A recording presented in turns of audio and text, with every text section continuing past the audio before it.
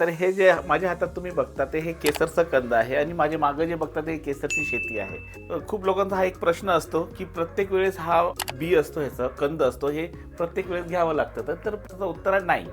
आता एकदा हे कंदातून जेव्हा फूल येतो, फ्लावरिंग झाल्यानंतर आपण ह्याला मातीमध्ये लावतो आणि मातीमध्ये लावल्यानंतर मग हे कंदाचं मल्टिप्लिकेशन होतं. हे जे कोंब दिसतात आपल्याला ह्याच्यातून मल्टिप्लाय होणार आणि एक कंदापासून साधारण एक आपल्याला 5-6 नवीन कंद भेटणार. म्हणजे हे मदर कॉम असणार आणि जे छोटे असणार ते डॉटर कॉम्स असणार. हे पद्धतीने ह्याचं मल्टिप्लिकेशन होतो.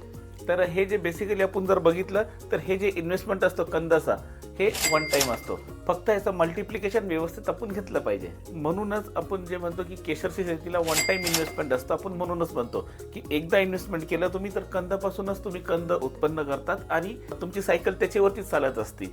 तर ह्याच्यामध्ये इन्व्हेस्टमेंट फक्त वन टाइम आहे पूर्ण.